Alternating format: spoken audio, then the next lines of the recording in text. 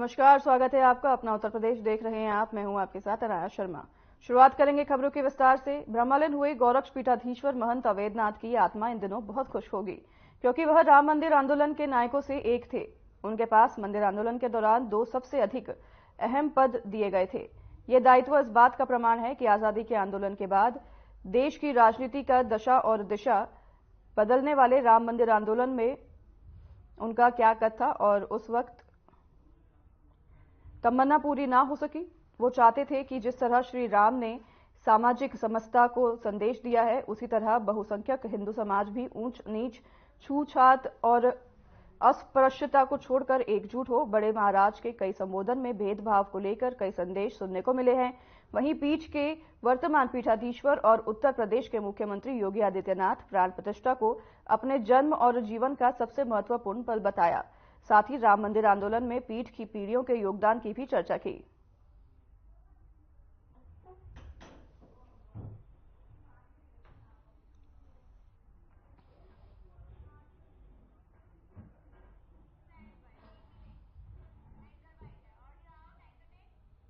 ग्रामश्री एवं craft roots द्वारा आयोजित हैंडीक्राफ्ट प्रदर्शनी के उद्घाटन समारोह में सम्मिलित होते मुख्यमंत्री योगी आदित्यनाथ।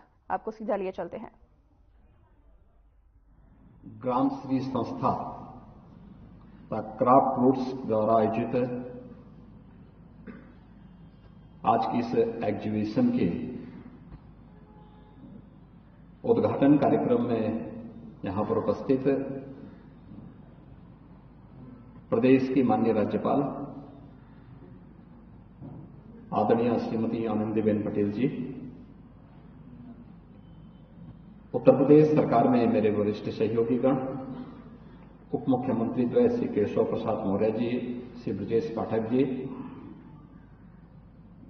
मंत्रिमंडल के मेरे वरिष्ठ सहयोगी श्री आशीष पटेल जी, महापौर श्रीमती सुषमा खरकवाल जी,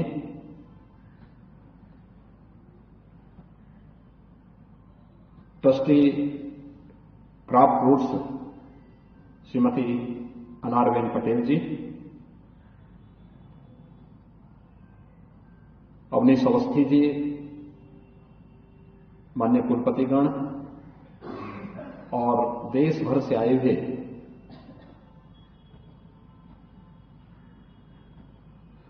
हैंडीक्राफ्ट्स के क्षेत्र में जिन्होंने एक परंपरा को और एक विरासत को सजाया है, संवारा है, ऐसे सभी हमारे हस्तशिल्पीगण और उपस्थित बहनों और भाइयों, मैं सबसे पहले आज के इस एग्जीबिशन के उद्घाटन कार्यक्रम के अवसर पर प्रदेश की माननीय राज्यपाल जी का, प्रदेश के 96 लाख एमएसएमई सेक्टर में कार्य करने वाले सूक्ष्म लघु मध्यम उद्यम से जुड़े हुए सभी हस्तशिल्पियों, कारीगरों की ओर से हृदय से स्वागत करता हूं, अभिनंदन करता हूं।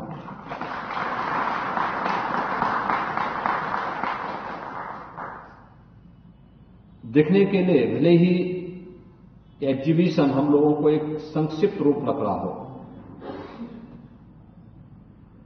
लेकिन यह आदरणीय प्रधानमंत्री जी के वोकल फॉर लोकल और आत्मनिर्भर भारत की आधारशिला और उसकी आत्मा का कार्यक्रम है।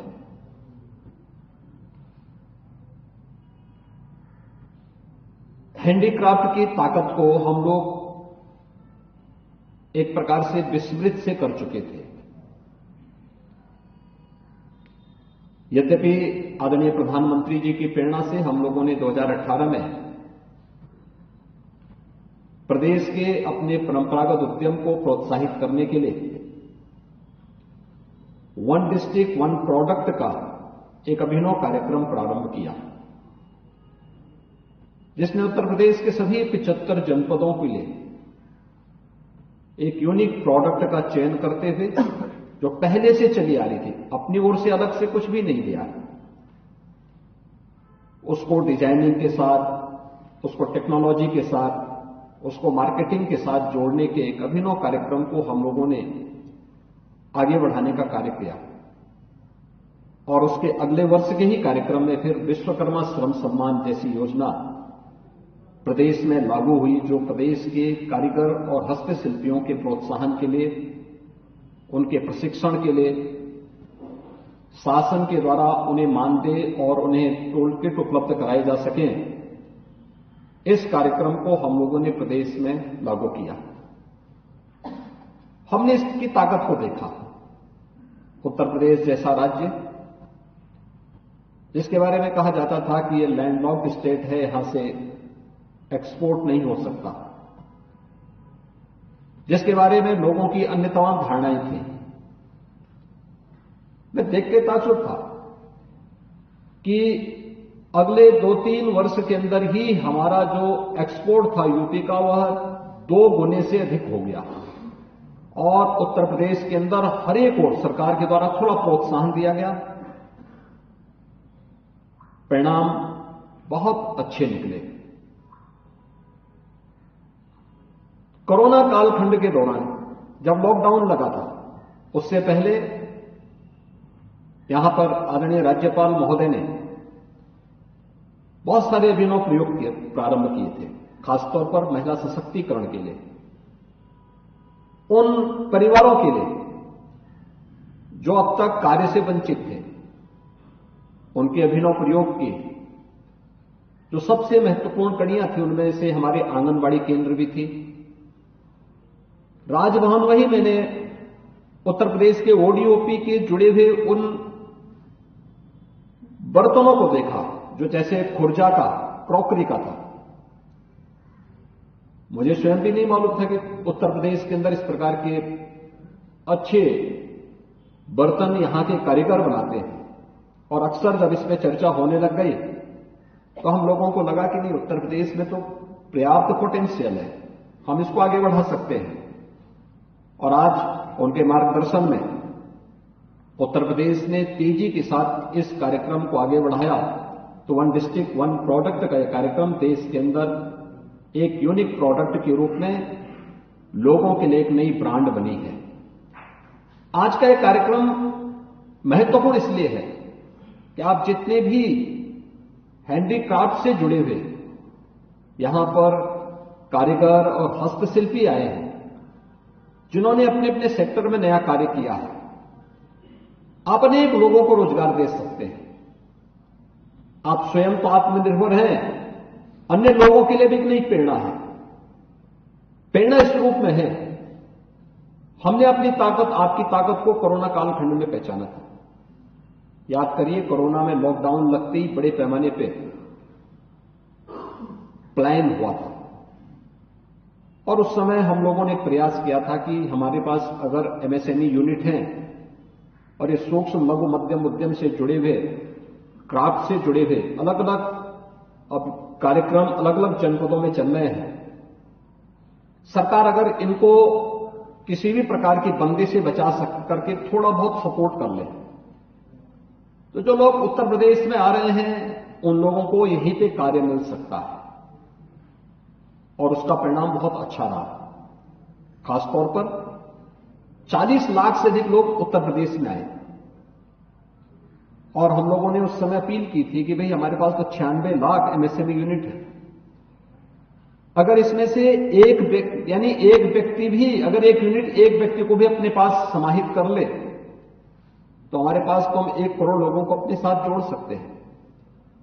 और मैं अभिनंदन करूंगा कि उत्तर प्रदेश के उस समय के एमएसएमई से जुड़े हुए हमारे उद्यमियों ने उन सभी लोगों को कुछ न कुछ कार्य देकर के संकट की घड़ी में बचाने का काम किया था। और परिणाम हम सबके सामने था कि कोरोना का एक बेहतरीन प्रबंधन करने में आदरणीय प्रधानमंत्री जी के नेतृत्व में हम लोगों को देश के अंदर एक सफलता प्राप्त हुई थी। आज भी इस सेक्टर में बहुत सारी चीजें चल सकती हैं। और मैंने दूसरी ताकत देखी जब गत वर्ष हम लोगों ने ग्रेटर नोएडा में उत्तर प्रदेश क्या पहला ऐसी एग्जीबिशन हम लोगों ने लगाई थी जो उत्तर प्रदेश के अंदर जो प्रोडक्ट तैयार हो रहे हैं, बन रहे हैं, उन्हें वहां पर हम डिस्प्ले कर सके। एक ट्रेड शो का आयोजन किया था। आप आश्चर्य करेंगे कि 3 दिन के लिए ट्रेड शो था।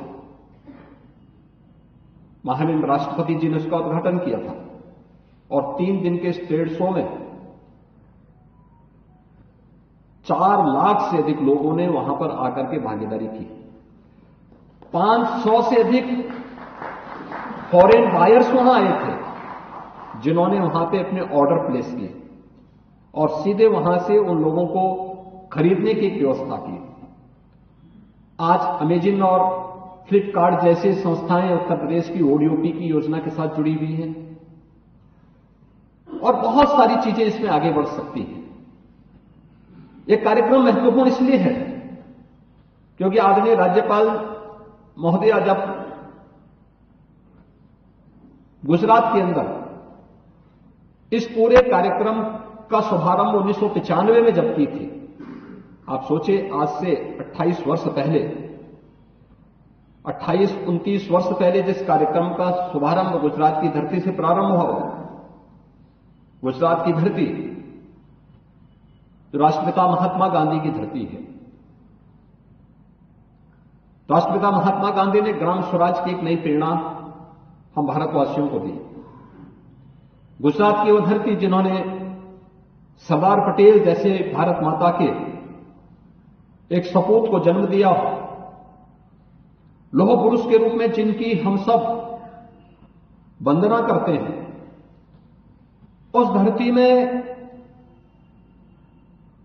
ग्राम श्री संस्था का जन्म होता है और इस संस्था के द्वारा वहां के ग्रामीण क्षेत्र में आर्टिजन्स को, हस्तशिल्पियों को, कारीगरों को प्रोत्साहित करने के एक बड़े अभियान को, उन्हें टेक्नोलॉजी के साथ जोड़ना, उन्हें डिजाइन के साथ जोड़ना, उन्हें मार्केटिंग के साथ जोड़ना, उन्हें एग्जीबिशन के माध्यम से प्रोत्साहन देना, जो कार्यक्रम वहां प्रारंभ हुआ, आज उत्तर प्रदेश में भी न केवल उत्तर प्रदेश बल्कि देश भर से आए हुए ऐसे आर्टिजन्स को यहां बुला करके, आमंत्रित करके, वे लोग इस संस्था के माध्यम से एक दूसरे के साथ टेक्नोलॉजी के आदान प्रदान, डिजाइनिंग के आदान प्रदान और उनके द्वारा बनाए गए क्राफ्ट्स को हम अपने यहां उपयोग कर सकें।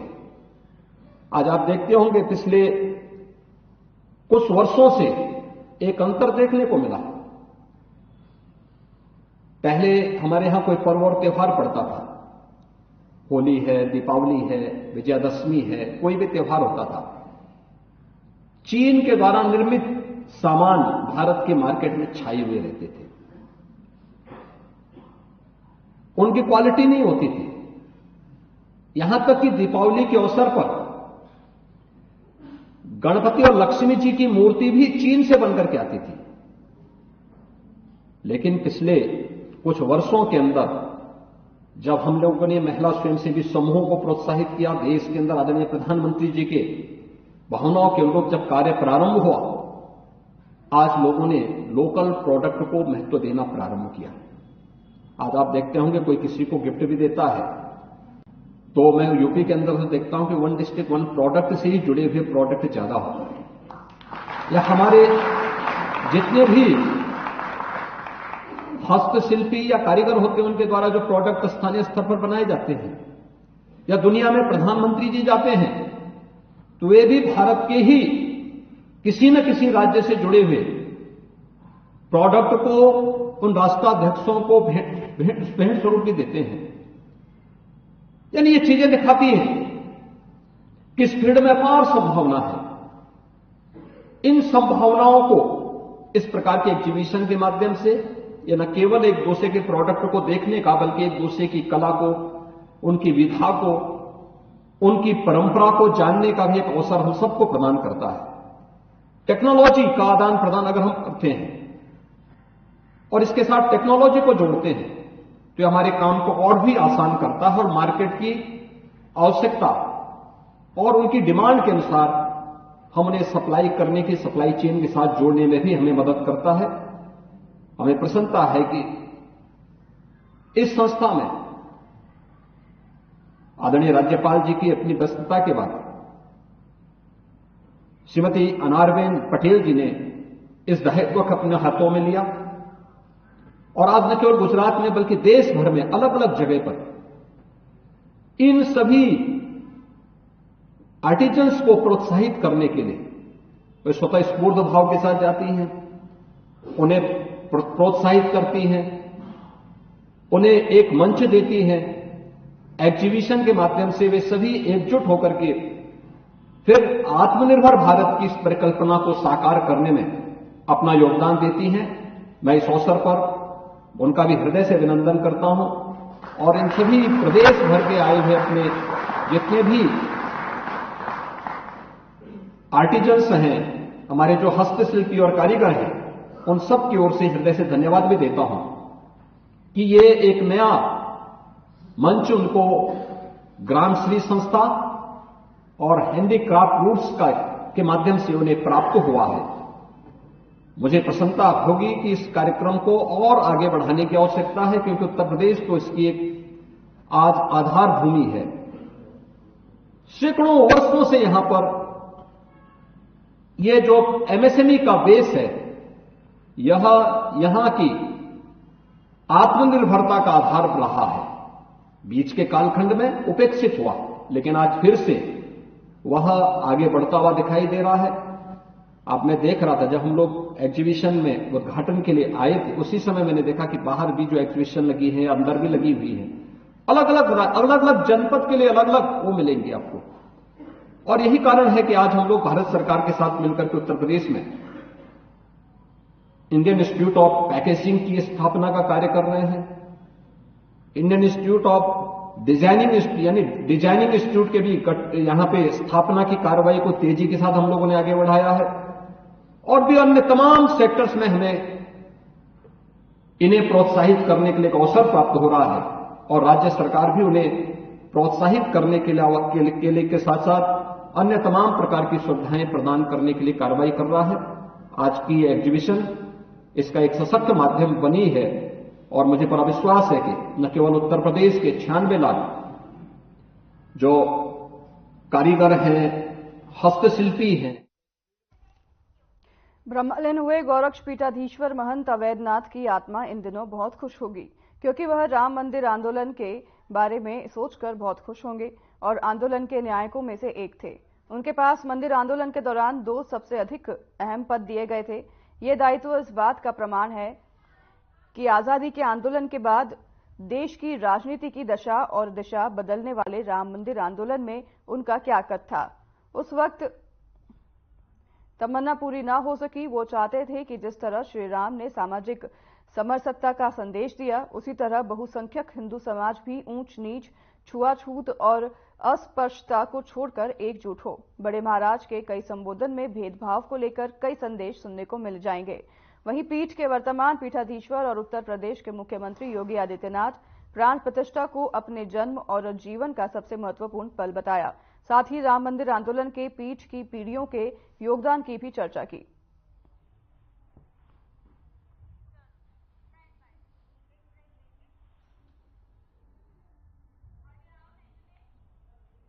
फिलहाल रुकेंगे छोटे से ब्रेक के लिए, लौटेंगे आपके पास ब्रेक के बाद।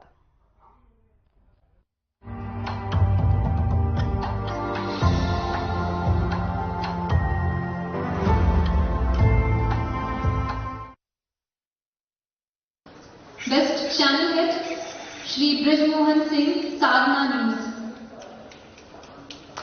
Best channel head Shri Brijmohan Singh, Sadhna news. ये पीछे बैठे लोगों से मेरी खास तवज्जो मैं उनकी चाहूंगी कि प्लीज आप लोग तालियां जरूर बजाएं प्लीज। यहाँ पे आने वाले सभी लोगों की हौसला अफजाई होती है आपकी तालियों से।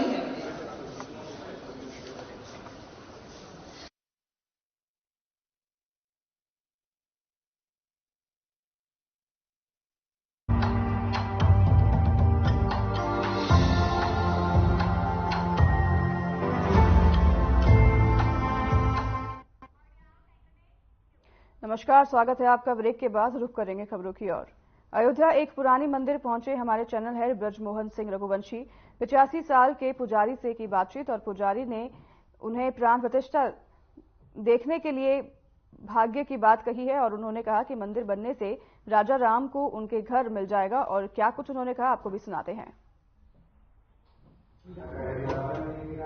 जैसा आप देख सकते हैं, मैं इस समय अयोध्या स्थित एक मंदिर में हूं। इस मंदिर में यहाँ के जो मुख्य पुजारी हैं वो हमारे साथ में हैं और उनसे हम बातचीत करेंगे प्राण प्रतिष्ठा कार्यक्रम को लेकर। गुरुजी, आप यहाँ कब से हैं इस मंदिर में? है आप इस मंदिर में कब से हैं? हमारा यहाँ जो है ना 86 साल 15 तारीख 5 मई से यहाँ है। रास्ता भी हुआ है ना। और साल कौन सा गुरुजी? साल जो है ना 86 साल। 86 साल के आप हैं? हाँ, 86 साल और 15 तारीख 5 मई से यहाँ है राम के। गुरुजी, प्राण प्रतिष्ठा होने जा रहा है 22 जनवरी को, क्या कहना चाहेंगे आप?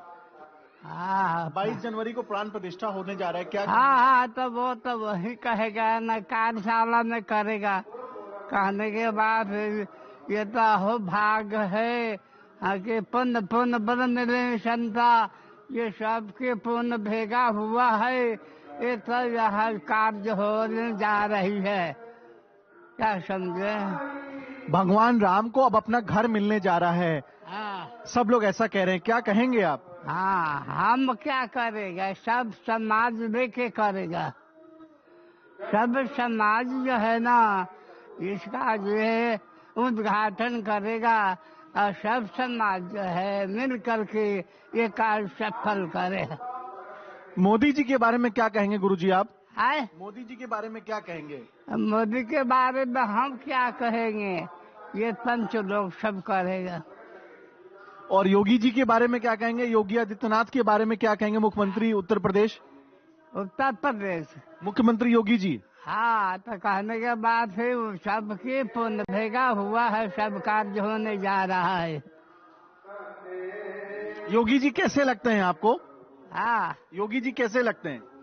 योगी जी के अब हम उसको क्या, हम तो गुजरात में रहते हैं क्या, 60 साल से गुजरात में रहते। गुजरात से लेकर के एक हम लिए है 86 के साथ रहते हैं गुजरात में। यहाँ भी रहते हैं।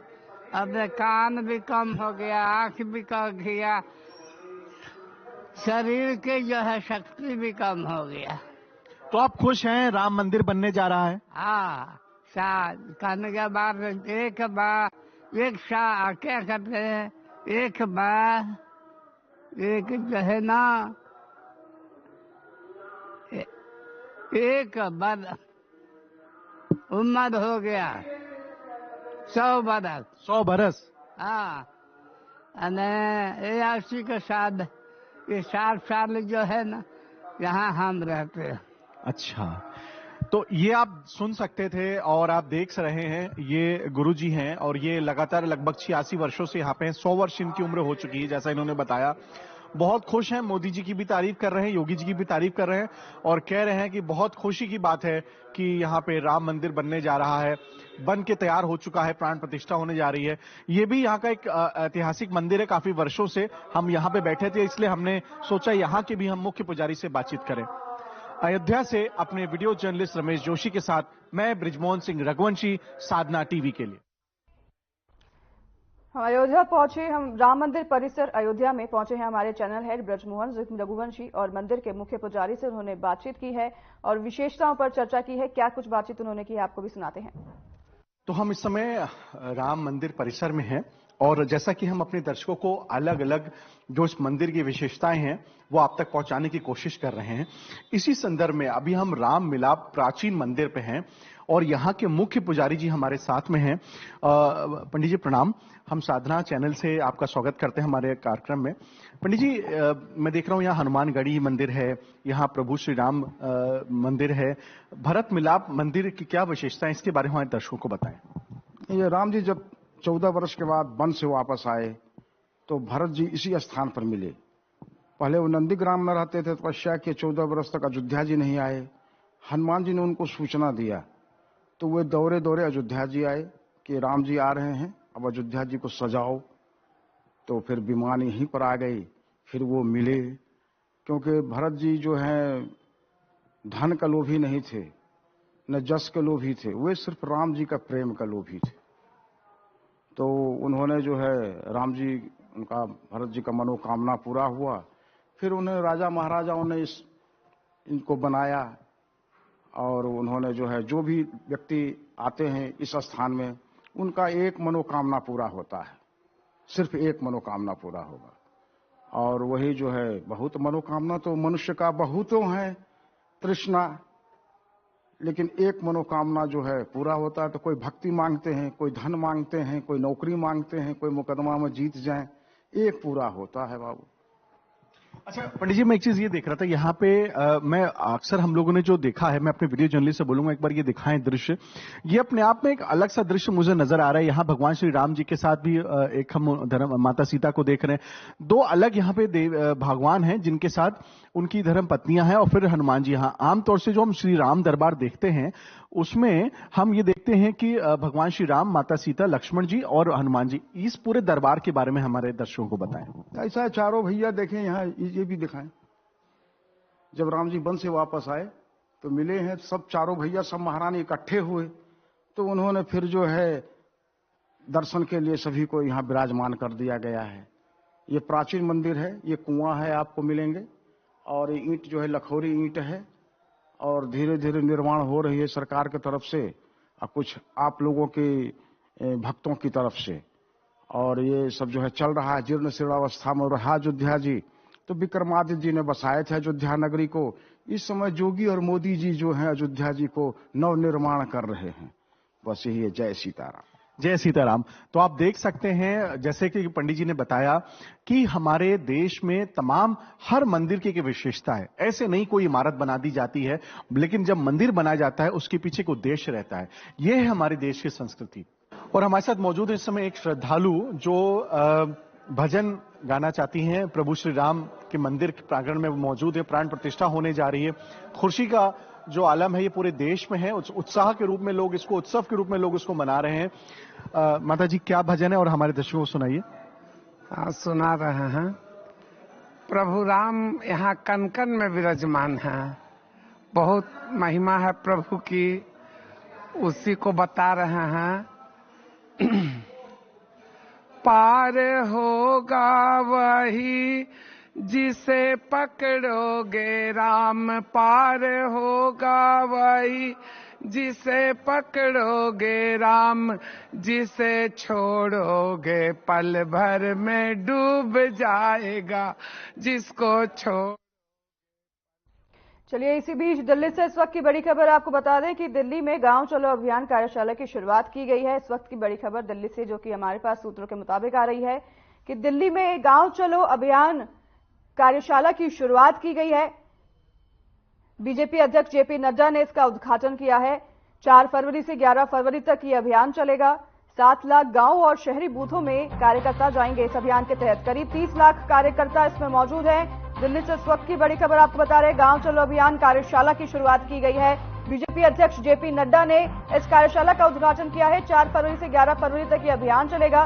7 लाख गांव और शहरी बूथों में जाएंगे कार्यकर्ता। मोदी सरकार के काम को अंतिम व्यक्ति तक पहुंचाएंगे। इस कार्यशाला के दौरान गांव चलो अभियान कार्यशाला की शुरुआत की गई है दिल्ली में, जहां बीजेपी अध्यक्ष जेपी नड्डा ने इस कार्यशाला का उद्घाटन किया है।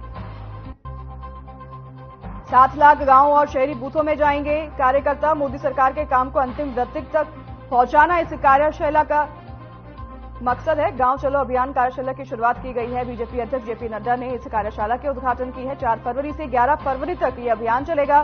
7 लाख गांव और शहरी बूथों में जाएंगे कार्यकर्ता और मोदी सरकार के काम को अंतिम व्यक्ति तक इस कार्यशाला के दौरान पहुंचाया जाएगा।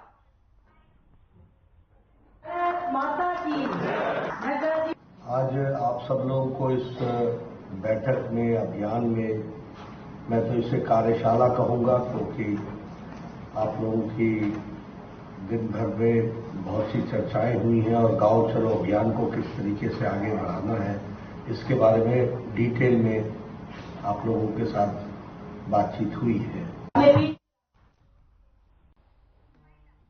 तो फिलहाल इस बुलेटिन में हमारे साथ बस इतना ही। नमस्कार।